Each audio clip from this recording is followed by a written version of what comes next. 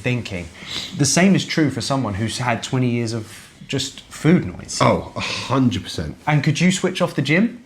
Like, no. No.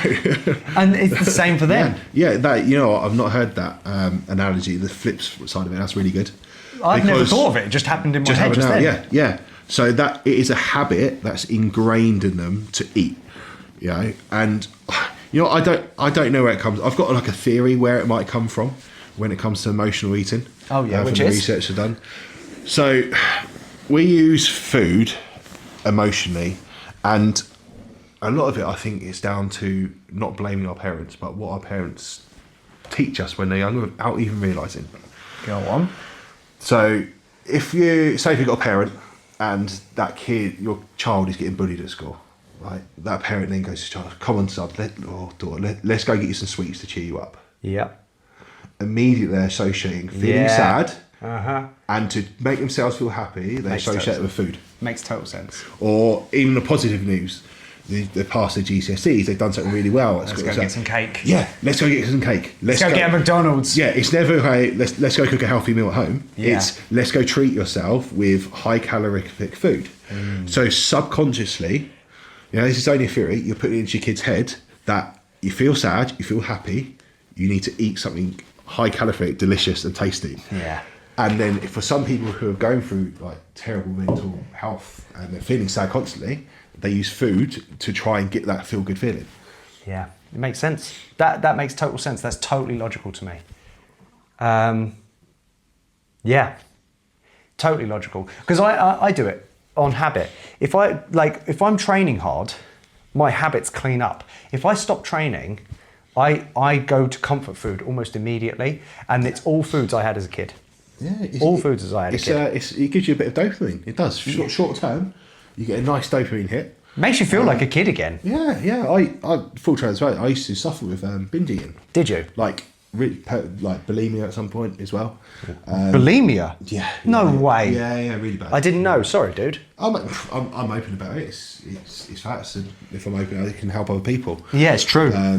So yeah, I used to put my hands down my throat, make myself fit, and binge eat 10,000 calories. It's When was this? Do you mind me asking? No, dark time. This was about 5 years ago. Wow. So not long ago then. No, not even long ago, mate. Not even. Mate, I didn't you'd never have a clue, would you? Like looking at you. No, I don't know what caused it. Because that's more. It's not. I've always been eating jake from when I was younger. You know, I'd not eat, and then I'd have, no joke, about 5,000 to 10,000 calories in one sitting, and then it got to a point where that obviously that was an initial. It felt good, then it felt awful after. So I was in control of that by being sick. Yeah. And it only got, this sounds really bad, but I only got to a point where, you know, I was doing, my kids were in the other room. I was like, what am I doing? Mate, that's mental. What am I doing? Like, at that point it stopped. It was just a realisation of like... Can I just hold you for a second? Yeah, go on. What I'm thinking is, everyone's going to want to see your abs. So let's do an abs massage. Oh, that's good. That is going to hurt. Okay, so we're going to go here. We'll go there. At the phone at the moment, so that's all right. The fluffy. Mike's here. I'm going to place it on your chest. Go on then. So with abs, you have to work right side up, down and across, okay? Because your large intestine goes that direction. So we're going to work up and round, okay? You're a professional. Yeah. This is going to be a 10. Correct. But no, so I've had my own dealings with bulimia, not personally, not for me, but as in I've had. I won't go into it. No, it's someone else's information, and I'm not comfortable talking absolutely, about it. But I've had very close dealings with it, and I know the struggle from an emotional side. Yes. It's more like we talk about it much more closely associated with women than we do with men. We almost don't even think about it. Stuff me, there's so much muscle here. Because I should be able to get like underneath there and up into your diaphragm. But there's no movement. It's like, what? Interesting. So, 1 second, let's try that. It's really hard to actually follow the line where you've got so much muscle, like your obliques there are so thick. It's like hard to get the line that you're supposed to get to. This is a learning moment for me.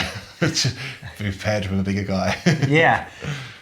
So we always work around this way. So what helped you overcome it, if you don't mind me asking? I did a lot of, so I had to overcome binge eating, essentially, as it was. Yeah. And it was doing a lot of research.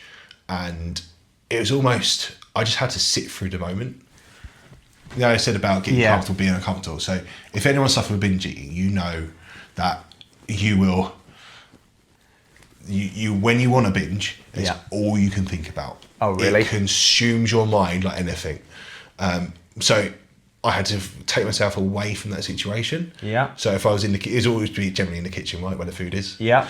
So I'd take myself away from that, go for a walk, just to do something. So like abstinence. Yes, yeah, abstinence, or sometimes just sit through it and be like, no, I'm not doing it. Yeah. Was your missus aware of the situation, or did you keep it under wraps at the time? She didn't know. She didn't know I was bulimic. No. No. She knows now, obviously, but yeah, she knew it was binge. Couldn't hide that from her. Yeah. Stuffing all this food in my mouth. But yeah, very, very unhealthy relationship with food. How long did it take you to overcome?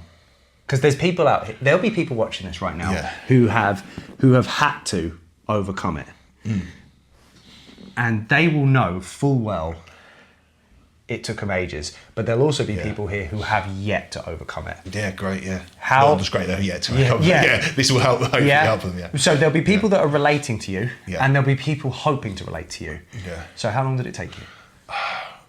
And do you even consider yourself over it now? I do now, yeah, because I haven't had an episode in years. So, but I'm not naive to think it would never happen again. Yeah, if that makes sense. I don't feel I'd ever purge again, because just him, like just that moment for me with my kids in the other room, we could hear them laughing and playing, and I'm throwing up in the toilet. I was like, what am I doing for what? Yeah. So that was like a bit of a realisation for that. We're always taught that binge eating is an emotional thing. That's what people say. You're in an emotional state when you're binge eating. There's something not right in your life. It's why you do it. For me, that didn't relate to me, because I was like, there's nothing I can pick out. Yeah. Like things are good. There's nothing really that's outstanding why I'd be doing it for that. And I listened to a podcast. I can't remember. It was on. I'll try and tag it in this. I'll let you know what it is. That helped me massively, and it was because obviously we always taught it's emotional. To me, I just couldn't relate to that. But then you said by your own admission you're not very good at expressing emotion. Yeah, it's true. Maybe a weird way of expressing it. I don't know. Yeah. But this podcast, the woman was like, it can be habitual. Yeah, of course. And that made more sense to me. Again, going back to like growing up, I was like every Friday would be like fish and chips in the shop and just a bit of a junk day. Yeah. And you do that every single week. That becomes a habit, and it doesn't take long before that junk day gets out of control. And for as long as I can remember, it used to be a Friday or one day at the weekend. I just consume cheat meal, whatever you want to call it. Just pull this back. Unhealthy relationship with food, and just eat and eat and eat and eat until you feel sick. Yeah. So for me, I believe it is more habitual. Mm-hmm. And obviously, to break a habit, you have to sit through it and just essentially have the discipline not to do it. I was just thinking while you were saying that, like not every person who ends up on drugs had a bad upbringing. No, I had a great upbringing. There's loads of people on drugs who had the best upbringing ever, and they're like little coke fiends, Yeah. And that doesn't happen because and then you might go to them, well, how did you end up on that? Well, I just tried it, and then enjoyed it. And somewhere in your past, there was a moment, obviously, if it's not caused by some childhood trauma, or if it's not caused by some moment in your life where you feel some emotional pain, something's triggered you to do something once, and then it wasn't even technically part of your life course. Like, you don't fit the stereotype. No, that's why people are shocked when I openly talk about it. I've spoken about my stories on socials before, and people are like, what, really? Yeah. Well, I wasn't aware. I must have missed it when you've spoken about it. It was a little while ago I spoke about it. I should really speak about it a bit more. But because because I don't know essentially how I overcame it. I don't feel like I've got the answers to help people overcome it, if that makes sense. Yeah. For me, it was just taking myself out of the situation. And then, for me, it was just a moment of in my head, like, what am I doing? Yeah. It's great that you can express it, though. It's great that you can just talk about it, because some people feel humiliated by their, I'm not going to say failure, but perceived failure. So in other words, you could, a little bit of tension there. Yes, the quad's going to hurt. Yeah. So it could be perceived as like a personal failure, you know? I'm not saying it is. I'm saying how certain individuals, there's a reason they're not talking about it. Self-conscious issues. You know, well, how are people going to view me? How do I view myself? To be able to talk about it openly, that's a big thing. It's not an easy thing to do. It speaks to a very self-assured or self-confident individual. Because I struggle talking about my failures. Or failures is the wrong word. I don't like it. I don't believe in failures. Yeah. Like, there's things I've done in life which, you know, I'm not proud of. Yeah. You know, in the past, you know, that I look back now and think, I can't believe I've done that. That's me. That was me. Yeah. You know, but to me, it's made me who I am today. Yeah, nice. I like that. So everything you go through, everything you do, it makes you who you are right now.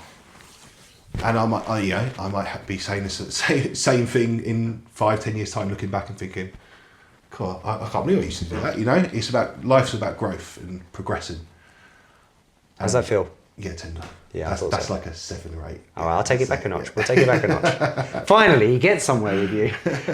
Quad's tender. But what's interesting is it's cleaning up quite nicely. I've taken it back a notch. Is that still too much? No, you crack on. Cool. As long as I can talk and then yeah, carry on.